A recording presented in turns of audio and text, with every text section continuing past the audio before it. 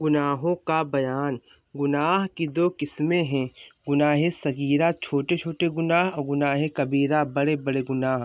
گناہ صغیرہ نیکیوں اور عبادوں کی برکت سے معاف ہو جاتے ہیں، لیکن گناہ کبیرہ اس وقت تک معاف نہیں ہوتے جب تک کہ آدمی سچی توبہ کر کے اہل حقوق سے ان کے حقوق معاف نہ کرا لے۔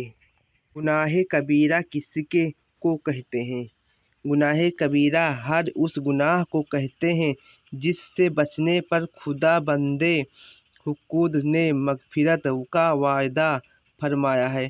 حاشیہ بخاری اور بعض علماء کرام نے فرمایا کہ ہر وہ گناہ جس کے کرنے والے پر اللہ و رسول نے وعید سنائی یا لعنت فرمایا یا عذاب و غضب کا ذکر فرمایا وہ گناہ کبیرہ ہے۔ گناہ کبیرہ کون کون ہے؟ گناہ کبیرہ کی تعداد بہت زیادہ ہے، مگر ان میں سے چند مشہور گناہ کبیرہ کو ہم یہاں ذکر کرتے ہیں، جو یہ نمن ہے۔ نمبر 1 شرک کرنا، نمبر 2 جادو کرنا، نمبر 3 خون نحق کرنا، نمبر 4 سود کھانا، نمبر 5 یتیم کا مال کھانا، نمبر 6 جہاد کفار سے بھاگ جانا، نمبر 7 پاک دامن مومن عورتوں مردوں پر زنا کی تہمت لگانا، نمبر 8 زنا کرنا، نمبر 9 اغلام بازی کرنا، نمبر 10 چوری کرنا، نمبر 11 شراب پینا، نمبر 12 جھوٹ بولنا اور جھوٹی گواہی دینا، نمبر 13 ظلم کرنا، نمبر 14 ڈاکہ ڈالنا، نمبر 15 ماں باپ کو تکلیف دینا، نمبر 16 حیض و نفاس کی حالت میں بیوی سے صحبت کرنا، نمبر 17 جوا کھیلنا، نمبر 18 صغیرہ گناہوں پر اصرار کرنا، نمبر 19 اللہ کی رحمت سے نا امید ہو جانا، نمبر 20 اللہ کے عذاب سے بے خوف ہو جانا، نمبر 21 ناچ دیکھنا، نمبر 22 عورتوں کا بے پردہ ہو کر پھرنا، نمبر 23 ناپ تول میں کمی کرنا، نمبر 24 چغلی کھانا، نمبر 25 غیبت کرنا، نمبر 26 مسلمانوں کو آپس میں لڑا دینا، نمبر 27 امانت میں خیانت کرنا، نمبر 28 کسی کا مال یا زمین و سامان بغیر غصب کر لینا چھین لینا، نمبر 29 نماز روزہ اور حج و زکوٰۃ بغیر فرائض کو چھوڑ دینا، نمبر 30 مسلمانوں کو گالی دینا، ان سے ناحق طور پر مار پیٹ کرنا وغیرہ وغیرہ۔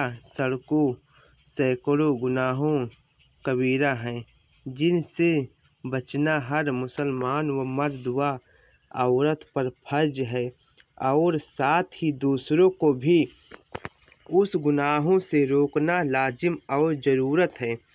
حدیث شریف میں ہے کہ اگر کسی مسلمان کو کوئی گناہ کرتے دیکھے تو اس پر لازم ہے کہ اپنا ہاتھ بڑھا کر اس کو گناہ کرنے سے روک دے، اور اگر ہاتھ سے اس کو روکنے کی طاقت نہیں رکھتا تو زبان سے منع کر دے، اور اگر اس کی بھی طاقت نہ ہو تو کم سے کم اپنے دل سے اس گناہ کو برا سمجھ کر اسے بیزاری ظاہر کر دے، اور یہ ایمان کا نہایت ہی کمزور درجہ ہے۔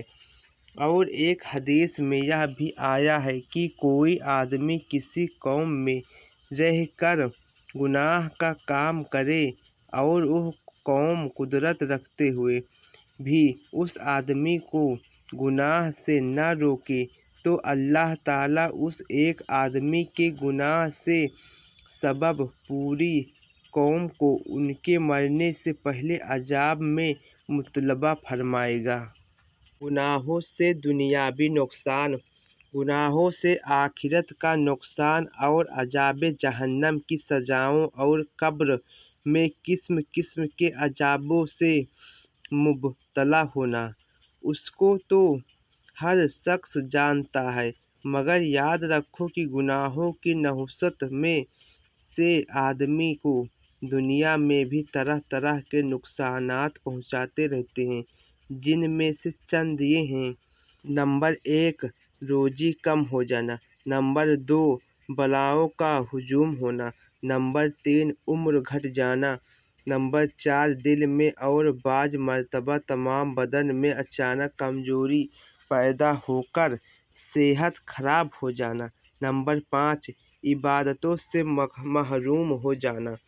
नंबर 6, अक्ल में फितूर पैदा हो जाना। नंबर 7, लोगों की नज़रों में जलील व ख्वार हो जाना। नंबर 8, खेतों और बागों की पैदावार में कमी हो जाना। नंबर 9, नेआमतों का छिन जाना। नंबर 10, हर वक्त दिल का परेशान रहना।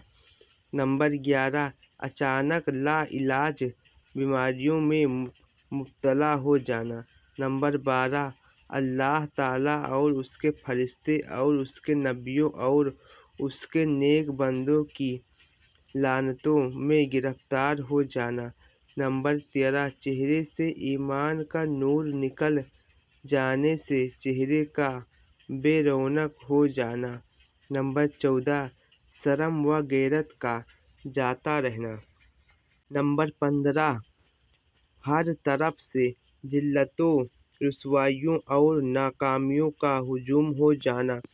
नंबर 16, मरते वक्त मुंह से कालिमा न निकलने बगैर गुनाहों की नहुसत से बड़े बड़े दुनियावी नुकसान हुआ करते हैं। इबादतों के दुनियावी फ़ायदे। इबादतों से आखिरत के फ़ायदे तो हर शख्स को मालूम है कि अल्लाह ताला अपने इबादत गुजार बंदों को आखिरत में जहन्नम की बेशुमार नियामतों अता फरमाएगा। लेकिन इससे गाफिल न रहो कि इबादत से आखिरत के फ़ायदों के अलावा इबादत की बरकत से बहुत से दुनियावी फ़ायदे भी हासिल होते हैं। ये निम्न है। नंबर 1, रोजी बढ़ाना। नंबर 2, माल सामान औलाद हर चीज़ में बरकत होना। नंबर 3, बहुत सी दुनियावी तकलीफ़ों और परेशानियों का ख़त्म हो जाना। नंबर 4, बहुत सी बलाओं का टल जाना। नंबर 5, सबके दिलों में उसकी मोहब्बत का पैदा हो जाना। नंबर 6, नूरे ईमान की वजह से चेहरे का बारौनक हो जाना।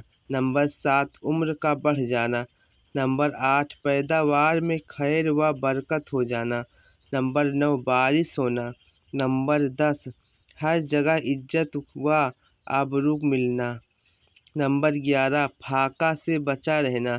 नंबर 12, दिन व दिन नियामतों में तरक्की होना। नंबर 13, बहुत सी बीमारियों से शिफा पा जाना।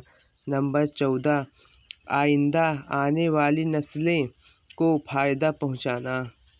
नंबर 15, सादमानी व मसरत और इत्मीनाने क़ल्ब की ज़िंदगी नसीब होना।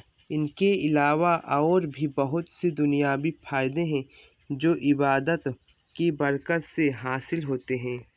इबादत की शान। रहमते किबरिया इबादत हैं, राहते मुस्तफ़ा इबादत हैं, हुस्ने नूरे खुदा इबादत हैं, तालते जा फजा इबादत है, हासिले जीसत मारिफत हक की खलक का मुअद्दत इबादत है। दोनों आलम का है भला, इससे दौलते बेबहा इबादत है। यह खुदा से तुझे मिलाएगी, किबलाए हक नुमा इबादत है। रोशनी मारिफत की गैर चाहो, चश्मे दिल की जिया इबादत है। रूह को मिलती है तवानाई, हर मर्ज की दवा इबादत है। आजमी कर इलाज एशिया का, मासियत की शिफा इबादत है। मोहब्बत खुसूमात में खो गई, यह उम्मत रुसूमात में खो गई। जब तक इस्लाम अरब की ज़मीन तक महदूद रहा, उस वक्त तक मुसलमान का समाज और उनकी ज़िंदगी का तरीक़ा बिल्कुल सीधा سدا رہے گا۔